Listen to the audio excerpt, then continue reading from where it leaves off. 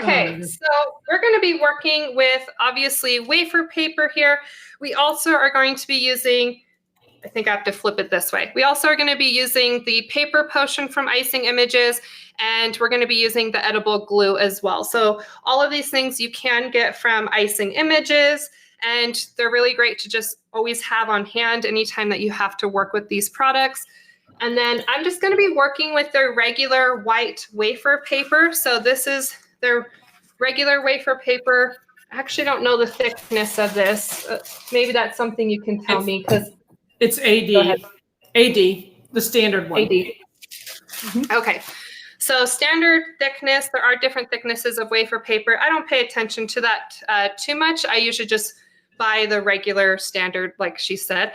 And then you should already know that wafer paper does have a textured side, and then it has a smooth side. When it comes to at least this sugar flour, I'm not going to focus too much on which side I'm using, because we're just going to be folding these petals over, and you'll see what I mean in a minute. But yes, so we're going to be using just the standard white wafer paper that they sell. And then I just wanted to show you, I also have some of their pink wafer paper from a demo I did with them about a year ago, and they sent me home with some of their stuff. So this would definitely be a beautiful color to do in this chrysanthemum, just using their already pre-colored wafer paper, and then you can always dust it after to add a little bit more color. But I'm just going to do white today, and let's get started on that. Okay, so for the sugar flour, we're going to start with a base here. So this is already a prepped flour center that we're going to be building on, but I did do this in advance. It's always good to stay on top of this and not try to do it all in the same day. So sugar flours are typically a multi-day process, and I always like to have my centers pre-made and ready to go. I have a whole container of just flour cores in various shapes and sizes that are already attached to floral wires, so that when I go to make sugar flours, I just pull out my whole container and I can immediately get started on that. So I have this, and I'll show you how to make that real quick. And then it's always good to have a styrofoam that you can stab things into as well. That way you're not setting your sugar flour down on the table. Although wafer paper is not as delicate as gum paste, you can kind of touch it and manipulate it a little bit. I don't know if you can really tell, but I did set this down on the table after I showed my mom what I did, and it got a little smushed back here. So just to prevent that from happening, especially as you're working on it and the petals are still a little bit damp, you just want to make sure that you're setting it upright in your styrofoam. Okay. And oh, here we go. So I'm going to be using a little styrofoam core here. I have a whole bunch of various sizes of styrofoam rounds. And this, I don't know what size this is. It's definitely less than 1 inch. It's very, very small. So I'm just going to be using this very small styrofoam center, okay? And then besides that, we're going to be using floral wire. And this is going to be an 18 gauge. I like to work with a thicker gauge. It's always best to have slightly thicker wire versus using super flimsy wire. Like I have this flimsy wire here that's green. I don't know if you can see that very well, but if I tried to put this sugar flour, even though it's very lightweight being wafer paper, it's eventually just going to droop on me. It won't be able to support all of that. So this one, I'm going to work with 18 gauge. And if you look at chrysanthemums, they do have wider stems anyway. So starting with a thicker one is always great. Okay, so with this, typically I would take my wire and I would cut it in half, because you don't need this full length on your wire. They come pretty long. So I'm just going to cut this in half. And again, I make a lot of sugar flours. I like the wires to be a lot longer, because you never know how long you actually need the wire. You need enough of the flour to stick into your cake. And then if you want some height on that flour, let's say you don't want it hugging the edge of your cake, and you want it like actually kind of coming off of your cake a little bit, give it some air, make it look more like it's growing out of the cake versus just being stabbed in there and clinging onto the cake for dear life. It's always great to have extra length on that. So I just cut that in half. I'm not going to cut it down any further, especially on a bigger flower like this. And then I like to take pliers here, and these are textured pliers, so I can easily grip the end here. And this is how I prep all my wires for sugar flowers. I'm just going to loop that and create a little tiny cane at the end. And then I'm going to pinch that together so that I have this nice closed off loop. This will just help when I attach this to the center of my flower, that it's not going to slip right out. So it has something to kind of cling to there. Okay, just gonna move that real quick. And because no one's eating floral wire and no one's eating styrofoam, it's okay to use hot glue here. Usually what I tell people is sugar flowers are technically edible, but please don't eat them. And that's just a little disclaimer for your customers. Okay, so I'm just going to take this hot glue and just stab it into my styrofoam. And then I usually stab it clear to the other end. And then I usually like to twist it just a touch. And by twisting it, again, it won't just slip out. That looped in, it kind of gets stuck in there a little bit more. And then you just want to give this some time to cool down before you start working with it. You don't want the hot glue to, you can see I can still kind of manipulate the hot glue, but let this cool down. And typically with sugar flowers, it's like an assembly line. Just make a whole bunch of these and just come back to the other ones once you're finished with your assembly line. Now, besides this, I'm going to take some fondant. So just really any fondant. You could use gum paste if you'd like. You really don't need that much either, just a little bit of fondant. And then if you're in a hurry, add CMC powder to it, or Tylose. I like to use CMC powder. I never use Tylose, but we're just gonna use some fondant here. And then you could just add a little bit of the CMC if you're in a hurry, and just kind of knead that into your fondant. And then I'm sure you guys have done this before, but just take a little bit of Crisco and just rub Crisco all over your styrofoam center so that your fondant has something to cling to. And then I'm not even going to roll this out. I'm just going to use my fingers to kind of stretch this out. And then you can see that I'm just taking, sorry, I'm making sure that I'm staying in the camera. Okay. So I'm just going to take this and just make sure that this is covered in a nice light layer of that fondant. You don't want it too thick because it will weigh down your flower quite a bit, and you want these to be pretty lightweight. But I'm just going to smooth this out and just make sure it's kind of clinging on to that styrofoam. And then I would just smooth it out a little bit, and there you go. You have a center that's ready to go. This will just make it easier for your wafer paper to have something to cling to. If you tried to stick your wafer paper directly onto the styrofoam, it just won't have as easy of a time as if you were to take the wafer paper and stick basically sugar onto sugar, if that makes sense. So I would probably do this at least a day in advance. You'll just have a slightly easier time. And so I do have a center here that's already been prepped, and it's already hardened, so it'll be easy to work with. Okay. Perfect. So I'm just going to set that off to the side a little bit. We're going to come back to our wafer paper here. So we have the wafer paper. I'm going to take a piece of foam. So this is one of the foams I use for sugar flowers. I actually can't find the one I usually use, so we're just going to use this cut up piece. But you're just going to use kind of a stiff piece of foam, and this is very common to use when you're working with sugar flowers. And then what I'm going to do here, you can freehand cutting out petals if you'd like, but sometimes just to save myself a bit of a headache, I do use something like cutters as a stencil. So you're probably thinking you can't just cut your wafer paper with a cookie cutter, and that is correct. So what I like to do here as a little shortcut, because I don't have a paper puncher, and you can't just just cut right through this paper. I'm going to take a little bit of water on my finger, and I'm just going to rub the water on my cutter.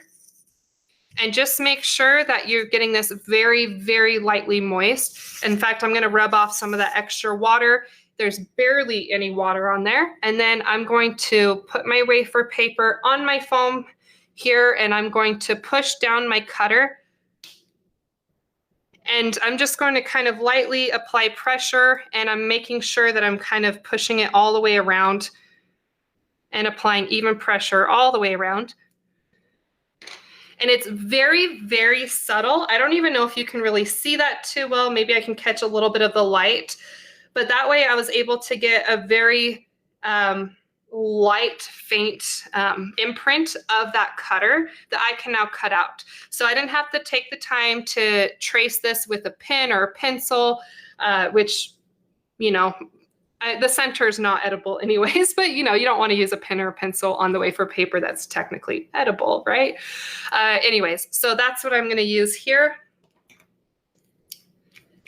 And what I'm going to do is just cut a strip here roughly to the size that I need. And then I'm going to cut, this is just how I like to do it. I'm going to cut squares in the same size. And I'm going to cut several layers at the same time. Now, I know there's punchers out there. I have circle cutters that are like those paper punchers for paper crafting. That's totally great if you can find flower-shaped cutters like this. But I like to cut it myself because I don't want it to come out perfect. Sugar flowers are not going to look as realistic if you're trying to be too perfect with your petals. I'm a little bit chaotic in the kitchen, but it pays off because I'm very good at natural looking organic designs like sugar flowers. Okay, so I'm just going to stack this here. And again, you probably can't see it as well, but I do have the imprint of that cutter there. So I'm just going to go along and cut out the petals. And I'm doing several sheets at a time. So right now I'm doing 4 sheets. And I'm just going to cut kind of in this star formation. This cutter was a little bit rounded on the petals at the end. I didn't like that so much, so I'm going to make it a little bit more pointed.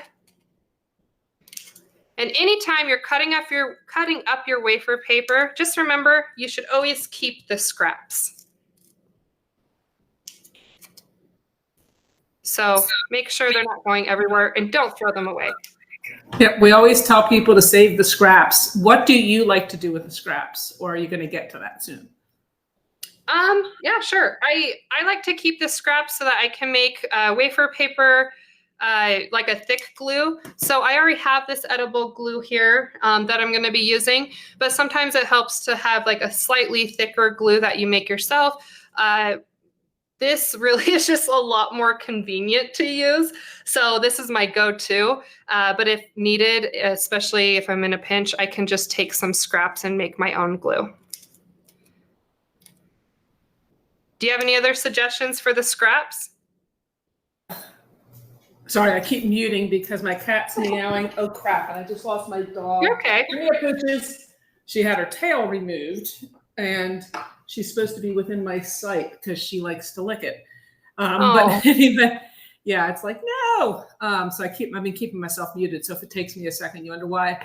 But yeah, there's lots of things that we use our scraps from. If anyone wants to post what they use, I know people use them obviously for glue, for sand, for snow. Those are some great ones. People make edible clay out of them. Yeah, yeah, look at that. Yeah. My scrap bag. That's awesome. All our edible paper we keep.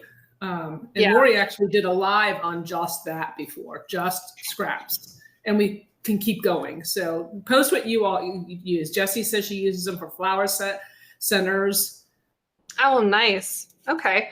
Yeah, I actually have some thicker glue from the other day that I have just in this little container. So I'm sure you guys already know, but you can just take some, I like to do distilled water, and I just soak some of those scraps in distilled water until it kind of dissolves into the water. And then I tend to just slowly add a little bit more water at a time until I get the thickness that I want. Because if you don't have enough water, then you're not able to pick up the glue on a paintbrush. It'll kind of just slough right off. So I just start with a little bit of glue to saturate it, or sorry, a little bit of water to saturate the paper. And then I slowly add water to get to the consistency that I want. Okay, so I'll just put that off to this side. Yes, wafer paper scraps are fantastic for snow. I've been on 2 Christmas themed Food Network shows, and one of them was 6 episodes. And I always tell people, I know a million different ways to make snow, and wafer paper and then shredding up your wafer paper with something like glitter, edible glitter, is a great way to make snow. Oh yeah, and it's so pretty. So pretty, yeah. So you can see that I have 2 different sizes here. This is just what I had on hand. But what I recommend with something like this, because there's so many petals, if you were to cut individual strips one by one, and then you're picking up little strips one by one and placing them on here, that's annoying. So we're not going to do that. So using these flower shapes are really fantastic. I've actually done a carnation, or not carnation. Oh my goodness. I'm not great with flowers. Chrysanthemum. I have made a chrysanthemum out of gum paste as well, and I use the same cutters for that. So I have the 2 different sizes. I did start with a smaller size, and when I originally made this flower, I did a whole sheet of this size. But what happens is, as I go along and do each strip, and I'm cutting 4 at a time, I purposely start cutting slightly bigger. So instead of using this cutter, actually, what I would do is take one of my original ones that I just cut from this first strip, and I would use this as a guide to cut more. And then as I'm cutting that, I'm purposely cutting a little bit around it. So I'm making the petals slightly bigger every single time. And you'll get to the point where instead of being able to get 4 of these flowers for every strip of paper, you're actually going to only get like 3 of them. And then when I got to the second piece of paper, I think that's when I upgraded to this size. And I did a whole sheet of paper with this size. And then when I got to the 3rd sheet of paper, then I just freehanded and did my own star shapes. So I've already pre-cut a whole bunch of these. So you can see I have a whole stack. This is 3 sheets of paper worth. Only 3 sheets of paper to get this many petals and to do a whole flower. So that really is not bad at all. That's excluding the leaves that I have on here, but that's fine. So I do have a whole sheet here, but you can see that I ended up freehanding my own stars at the end, and it ends up so much bigger. But I like that gradual upgrade of sizes. And then I make sure to start with the smaller sizes and work my way up to the larger sizes. Okay. So with this, I'm just going to try to move these petals off to the side. My nails are longer than I'm used to, so it's hard to pick things up. Okay. Now, what you could do here is if you want your flower to look a little bit more realistic and you want to spend the time to do this, you can kind of use a tool on these petals to cup the petals just a little bit. It's what I did when I did them out of gum paste. I don't see enough of a difference on wafer paper to necessarily feel like I need to do it, but that's completely up to you if you want to cup your petals. So what I'm going to do here is start with 3 petals at a time. So when I originally did this, I found that 3 petals was just enough for me to handle at a time. Any more than that, the petals would dry up too fast. Now, I do live in Utah, and Utah is near 0 humidity. I live in a desert. So what works for me might not work exactly the same for you. Things dry up freaky fast here. So you might find that 3 petals, you could probably do more petals because it takes so long for things to dry. But I have to work fast before these dry up. So what I ended up doing was I would hold 3 of these flowers at a time like this. And I'm going to use my paper potion to soften up these petals. And if you haven't used the paper potion, this is fantastic because it smells like, I think it says vanilla scented, right? Yep. Yep. Yes, vanilla scented. So I love the smell every single time I work with this. It just smells so good. So fantastic. Okay, now I probably would normally just spray this a little bit off to the side so I'm not getting this all over my counter in my workspace, because if you're setting your petals down on a surface that you've been spraying over and over again, it might accidentally cling to your table because it gets too wet. I'm sure you guys know that wafer paper cannot get too wet or it disintegrates or sticks to things. So again, I'm just going to hold 3 of these petals at a time, and I'm just going to use my bottle here, and I'm going to do a very light spritz one side, and then I like to do both sides. So I did a small spritz on both sides, and then I'm just going to very carefully lay these out away from each other so that they don't stick on each other as the paper potion starts to soften it up. And then I'm just going to take a Dresden tool like this. So it has like a bit of a cupped or curved end. And then I'm going to put this on my foam mat, and I am just going to drag my tool from the center of the petal out like this. And I don't know how well you can see, but these 2 are cupped, whereas the rest is very flat. Now this was pretty time consuming, so you have to decide if it's worth the time for you, because it only makes a subtle difference on your flower. But you do you, boos. Decide what is worth your time. So now you can see going from these flat pieces of paper to this cupped flower petal thing here.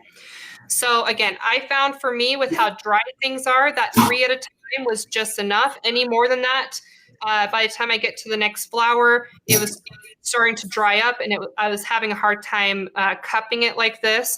It was just kind of flattening out. So that's what works for me. And then you'll find in everywhere but the desert that you can cup them quicker. They'll actually cup sometimes even when you spray them with the paper potion. Oh yeah. There you go. It's so hard teaching, and when I travel to teach, it's hard because isomalt and fondant and all that just works differently when it's more humid. Okay, now if you work fast enough, I am talking while I work, so it's hard for me to work as fast as I usually do.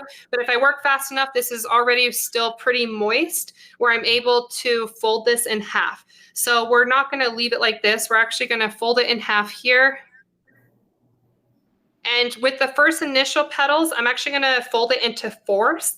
So I folded it in half, and then I'm going to fold it in half again. So 4 layers there. And then I'm just going to lay this off to the side, and I'm going to keep doing this. Now, if it is starting to dry a little bit, you can take a little bit of glue. So you do have the glue here. And what I like about this is that it has a very thin opening. So it's really easy to control, and you barely need anything to get it to stick to itself. So I'm just going to fold that over and fold it over again. Now, if you've noticed, while I'm folding this, I am being careful not to fold it exactly in half. So what I mean by that is, if I folded it exactly in half, the petals are just going to lay over the top of each other. Whereas if I just kind of like, if you don't really think about it too much, just fold it in half and be a little bit chaotic about it. Again, it'll look more natural if you're not overthinking it. But I folded it in half, making sure that the petals are laying in between each other. Okay. I'm going to keep doing that. And you're going to go through and do a whole bunch of these. You can see I have so many petals over here. You guys are not going to watch me do all of them. I already have a whole bunch that are folded into 4ths here, so we can start working with it right away.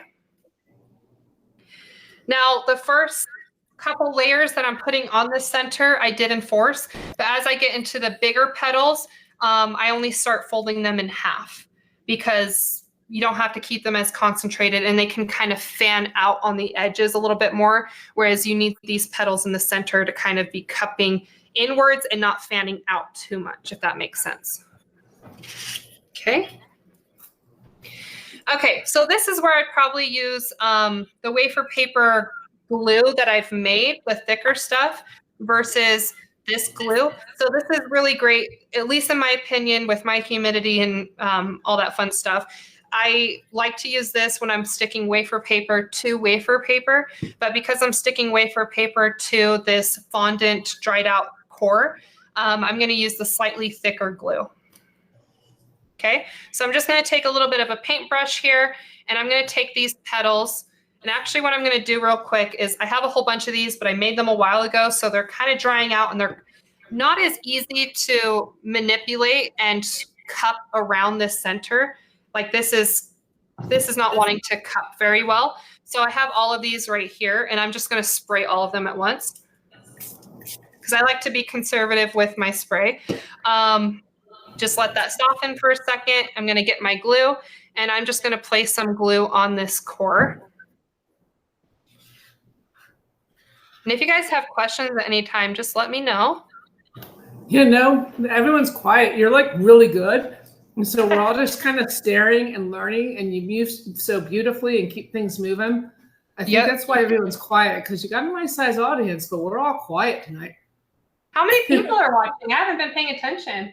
Oh, hi, it's been jumping around, which is normal, but there's like right now there's 38. It's gone into the 40s, but it's That's going up good. even more now. But it normally jumps, and then most of our viewers actually watch on the replay.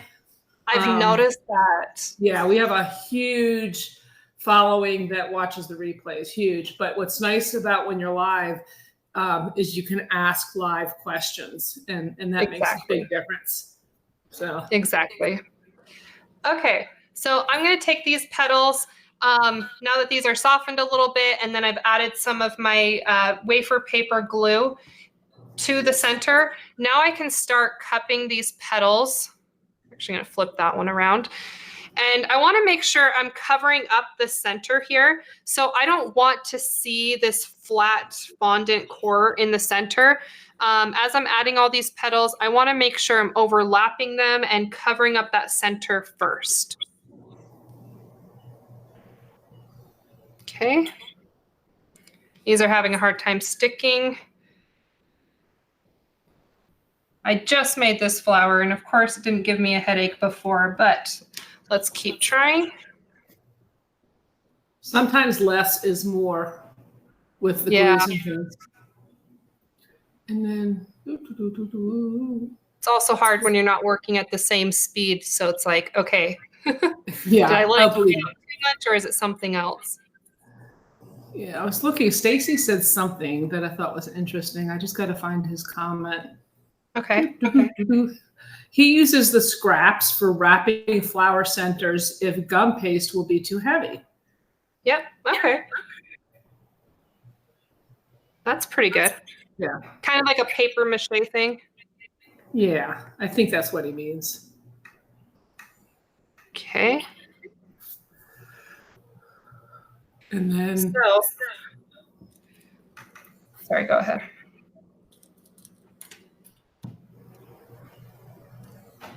Okay, so I'm just making sure all of these petals are concentrated on the top. Joyce has a question. She wanted to know if you could use a white malted milk ball. Say that 3 times. White malted milk ball for the center, so it's entirely edible. That would be really interesting. I don't necessarily know if I'd want a customer to be eating anything, even if it was edible, off of a floral wire, because they could still bite into that wire. And floral wire is not technically food safe. You shouldn't stick floral wire directly into a cake. It should still be in a straw. That paper that is covering that wire is not food safe. So I wouldn't want that inside of my food. So unless you can find some kind of workaround, like put it on a popsicle stick, but then on a popsicle stick, you can't manipulate it. It's tricky. I wouldn't say no, but I would say you just have to find a workaround for all of that to feel safe about it. Yeah, Jessie Ann did a series on how to create edible flower stems, basically, and Oh, then cool. so foon noodles, the straight ones may work, and spaghetti that tends to break. But Yeah. yeah, there's a bunch of things that people try to do. If they don't want to use that wire. I mean, if I was trying to find a workaround, I'd probably do a popsicle stick coming out. And then so I can still kind of bend it and manipulate it. Maybe, and I've done this with other things where I have like a bamboo skewer or popsicle stick or something sticking out. And then you could still wrap wire around the stick. And Right. that way, like, this part might not be bendable because that's the popsicle stick, but the rest down here is bendable. So you can still kind of manipulate it a little bit and give it more natural movement. Yeah. So I don't know. Could find a way. Well, let me ask Joyce. Hey, Joyce, what would you use since you don't use wire? And in the wafer works for the stems once heated. Okay. Okay. Dulce asked, do you leave the fondant center to dry overnight or just until it's lightly dried? So when I did this one, the core was fresh. I did add CMC powder to make it stiffen up right away. I also live in near zero humidity, so things dry freaky fast here. So as soon as I covered it, I was adding wafer paper to it. Even with all of that, I would say it kind of was a little bit soft for my liking, and I wanted to make sure that I had a center that was dried out a lot more. So this center was made days ago, and I like that it's stiffer.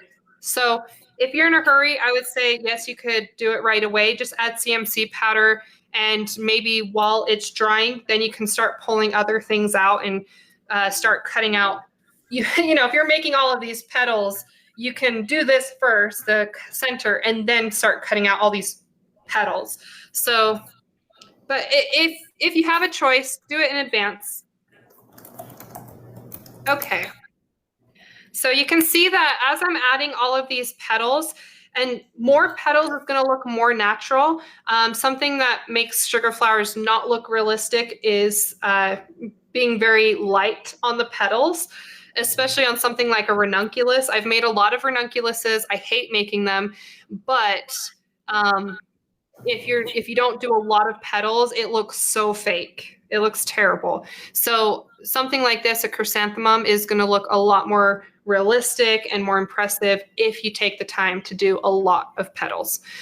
So I did start with the center here, and again, I kind of cupped and sorry, what's the word I'm looking for? I overlapped the petals on the top here, kind of all clasping on over the top. And then I'm starting to fan it out, and I'm working my way down this center. Now, we're not going to do the whole thing because it is still time consuming, even though I've already pre-cut a lot of these. But you guys are, I'm sure, getting the idea here of how this is going to look. So Joyce said she actually would just lay it on the cake or the cookie. She wouldn't use the stem at all. That's what she's saying. So well, then go for it. That sounds amazing. Yeah, it's just another great way. Okay, so from here, let's say I'm still adding a ton of petals. We're just going to kind of skip ahead to some of these larger petals. Let's kind of get some of these larger ones. So as you start fanning out, again, instead of folding these into quarters, you're going to fold it into halves instead. Okay, and then, I'm just going to skip over dragging the tool at this point because, we've already been doing this live stream for a while. But I'm going to take this. I'm just going to fold it in half. And especially when you start getting to the bottom, you're going to be adding a lot of the wafer paper onto wafer paper. And that's where you could very easily use your edible glue that they sell. Okay. Yeah. So if you weren't talking your way through this, how long would it take you to do one like you showed before the demo? This took me about an hour. I would say just over an hour. I was taking my time because I was watching a movie too, and I did not want to be in my kitchen, so I took everything into my room and I was working at my desk. So like the time it took me to bring everything over and walk out to my kitchen multiple times, I would say, yeah, probably around an hour and a half. But if I was in a hurry and I was being paid for this, like this was going to a customer, then speed is the name of the game. You want to make sure you're working fast because the slower you work, the less you're getting paid per hour. So I would probably try to get this done in an hour. And then how much, okay, now this is the loaded question, guys, and you got to understand everything varies based on where you live. Yes. But how much would you charge for an hour flower? That's a good question. I don't sell cake orders, or I don't sell cakes anymore, but I do still have a pricing sheet. So I'm trying to remember what that is. Hold on, I'm trying to look at my phone to see what my pricing is. Oh, she's starting to text during her live. No, just kidding. Yeah. Okay, pricing menu. Proof I'm not texting. So sugar flowers, a large sugar flower is $60. Small cluster of flowers is $200. Medium assortment is $350, and a large assortment would be $500 plus. Now, again, this pricing is more for gum paste flowers versus wafer paper. I don't do as many wafer paper flowers, but I will be doing a lot more moving forward. I actually have a project where I'm going to be doing a lot of wafer paper flowers for a project in August. So you guys will be seeing that soon. But yeah, I would say like I probably would charge a little bit less for wafer paper. Some people might do that. Some people might not. They probably would just charge the same. But yeah, I would say probably something like this, at least $40. Gotcha. Yeah, Okay. wafer paper is as far as the cost of materials with wafer, it's not that expensive. It's the cheapest It's not. Edible paper we have. So that's what, and then it's light in the area, which is which is great. And it's not as fragile. So when I make these gum paste flowers, again, here's some examples here. When I make gum paste flowers, like they are so easy to break that I always make a lot of duplicates. So you can see like this flower back here is very broken. It has a few broken petals, but it's just out of habit. I'm always making extras just in case. And it's great to have extras on hand, but these are just so fragile and kind of annoying. Whereas this, it can be banged up a little bit and you're fine. Like if it accidentally jiggles a little bit on the cake on the way to the venue or something, I don't have to worry about it breaking. There's been times where I'm traveling with a cake in my car with the sugar flowers already put into the cake, because I do deliver with all my wedding cakes pre-stacked. You can just hear them jiggling in the back and you can hear them banging against each other. And I'm like, please don't break, please don't break. So I like that these are not as fragile, and I wouldn't feel like I need to make all these extra sugar flowers. So when someone's paying me to make, let's say 5 flowers, yeah, they're only paying me for 5 flowers, but I'm really making like 7 or 8 flowers to make sure I have backups. So I probably wouldn't feel the need to do that as much with wafer paper. Gotcha. And if you're not in Utah, they're even more durable. Yes. Just saying. Now, Dulce, do me a favor. Look at the bottom of the screen and you see some scrolling thingies going on there. Go ahead and read that so you can have your promotional discount for the wafer paper. I have it. It's scrolling across the bottom. There you go. She had asked for a discount. We got a coupon. Oh. Yeah, it's right there.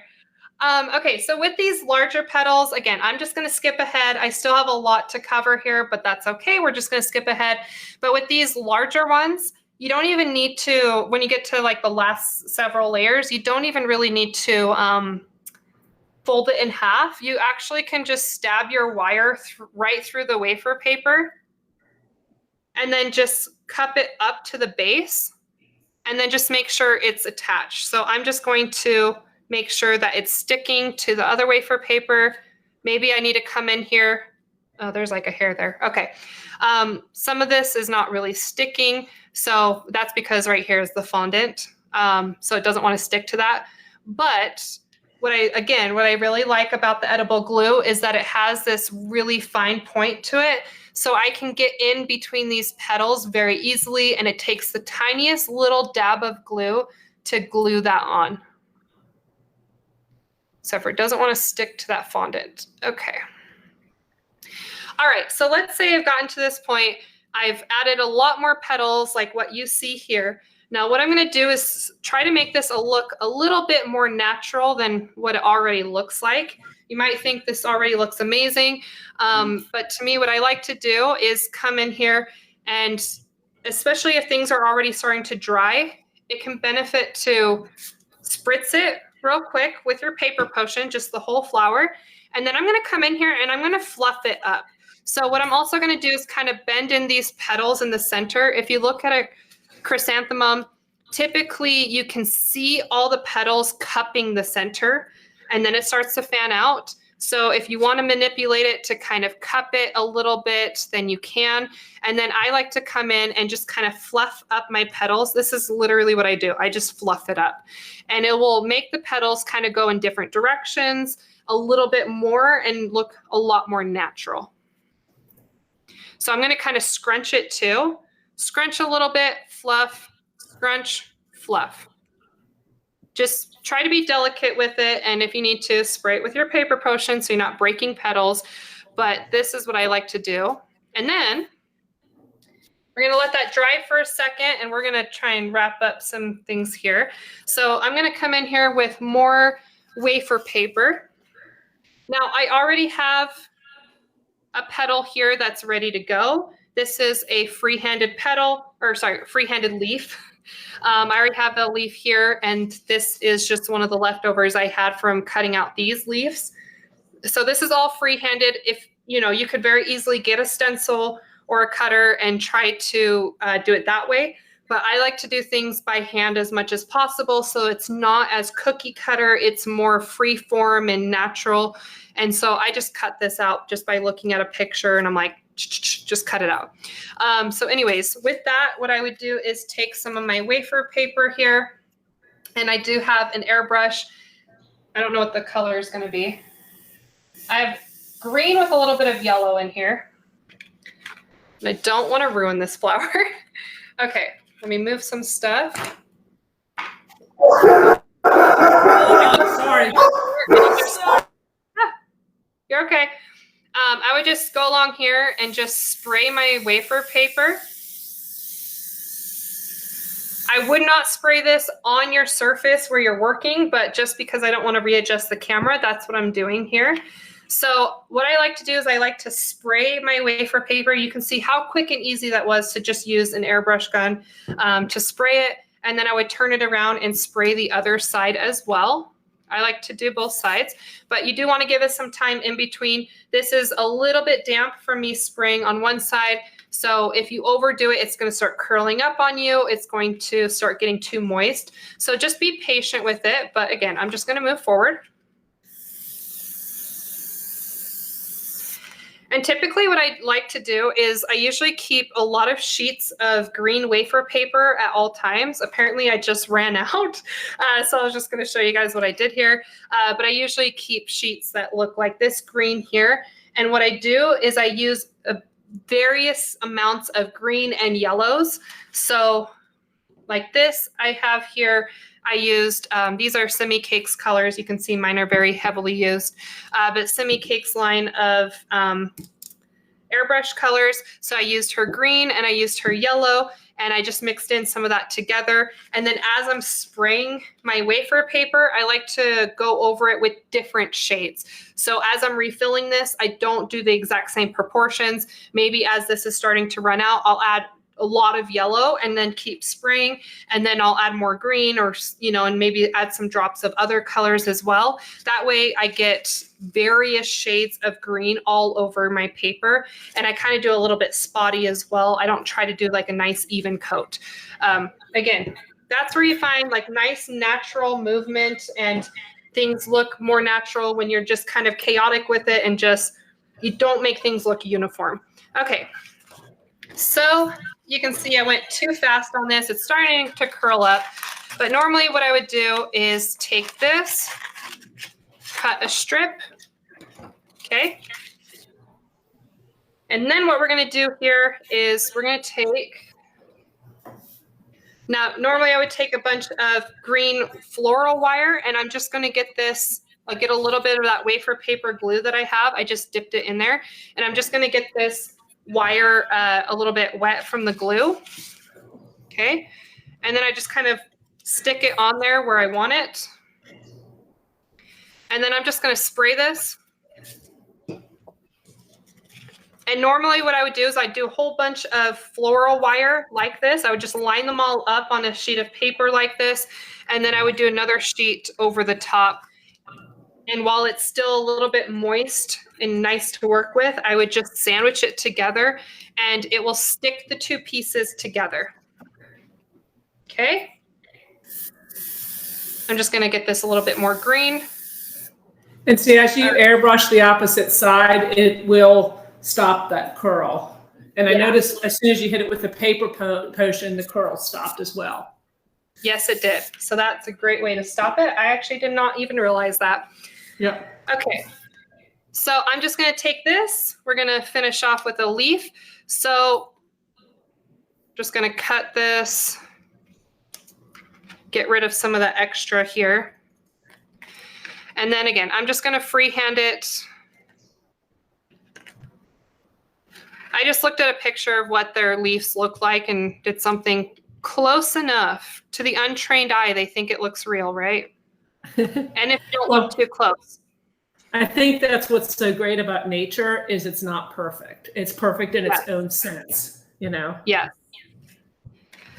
A lot of cake decorators always tell me they're perfectionists. And I'm like, no, no, no, don't be a perfectionist. As soon as I let go of perfectionism, that's where my creativity and my speed really just started flowing a lot better, because I gave up on that. And then things just look a lot more natural. And your frustration level and stress level went away, didn't it? Exactly. Okay, this is not as good as some of my other leaves, but you guys get the point here. Now, what you could do, I did not like this imprint as much. I would probably use one of my other leaf molds, but you guys will get the point here. One of my other leaf molds that's, this mold is a little bit too soft and not as imprinted. So I'd probably use one of my other ones that would do a heavier imprint on this. But again, I'm just going to spritz this just because it is dried out a little bit. Come on, there we go. Okay, and then what I like to do is just sandwich this in between my print. And I'm just going to kind of press down on the edges here to try and imprint that leaf. Sometimes it works better than other times. That did a lot better than it did the other day.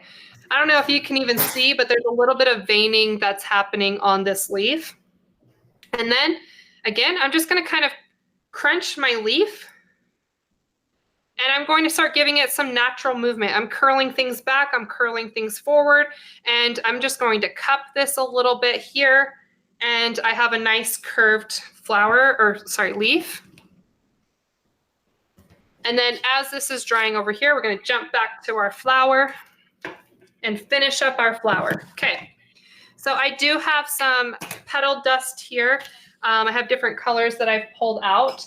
So typically what I would do with this is I like to add green to the center. You can see there's a touch of green. If you look at other chrysanthemums, they have a touch of green. So I just took some greens that I had, and let's say I really like this green right here, but I don't like how dark it is, and I'm worried that it's going to be too much green for my flower. Then what you can do is just take a touch of your green out of your pot, and then just use what you guys would use as cornstarch. I'm allergic to corn, so I use arrowroot starch. But if you just take your starch and mix it in, you can lighten that color. So I'm just going to blend these together, and I've lightened that green quite a bit, but I still get that same beautiful touch of that green. Okay, so I'm going to make sure that I'm not doing too much. I'm just going to shake off some of that excess, and I'm going to use a fat brush here, just a little fat brush. But I'm just going to, ooh, that is a lot of green. Hold on. That's okay. So I'm just going to dab it in the center here. And then I'm going to kind of dab and swirl. Okay. Sharita Yes. says she loves that you work beyond your allergies. Yes. It's hard because I forget to bring arrowroot starch with me when I go to take classes or teach classes, or when I do competitions. I always have to remember to bring arrowroot starch with me. And I'm like, please, everyone, please use arrowroot. Like, otherwise my nose will be buried in my sleeve because it just sets off my nose. I used to work at a movie theater for 6 years. I had to quit because I'm allergic to corn, and the popcorn at work was giving me asthma attacks. So I had to eventually quit. So I'm used to it. And then I went and worked at bakeries, and now this is what I do instead. So I did not learn my lesson. Okay. So I'm going to take some of this pink here, and I'm just going to bring in a touch of that green a little bit, and some of the white, and I'm just going to kind of do a nice little pink here. And then I'm just going to kind of dab it here around that green. I would probably use a fatter brush, but you guys get the point of what I'm doing here. Okay.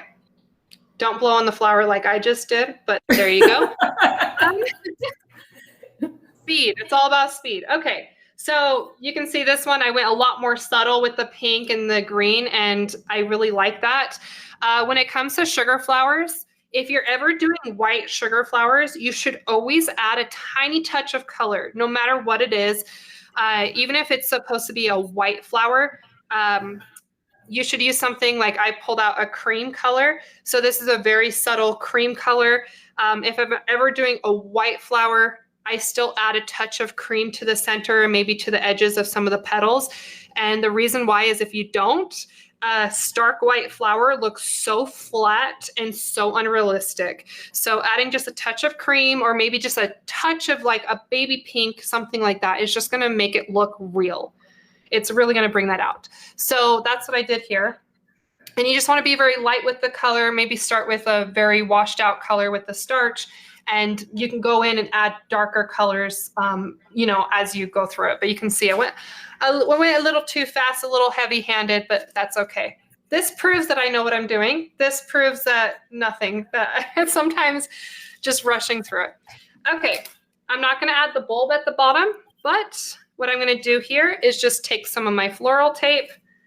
Now, I teach a lot of students sugar flowers, and a shocking amount don't know that you have to pull the tape to activate the glue on your tape.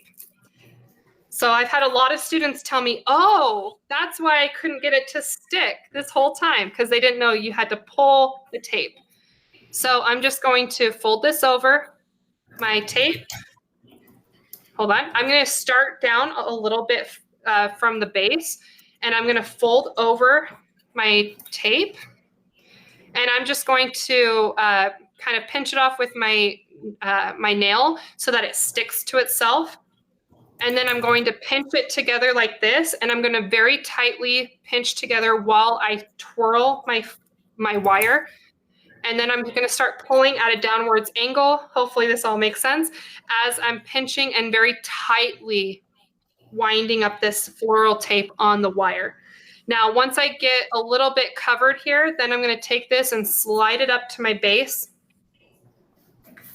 It's so much harder to wrap it right at the base, so it's best to start further down, and then you can just push it up before you keep going. Now, what I like to do is start with that, okay? And then we're so close to finishing. So if you have questions, now's the time to start typing. But what I'm going to do here, typically a chrysanthemum has a thicker stem. So what I'm going to do is I'm actually going to take a paper towel. This is a little trick that I like to do.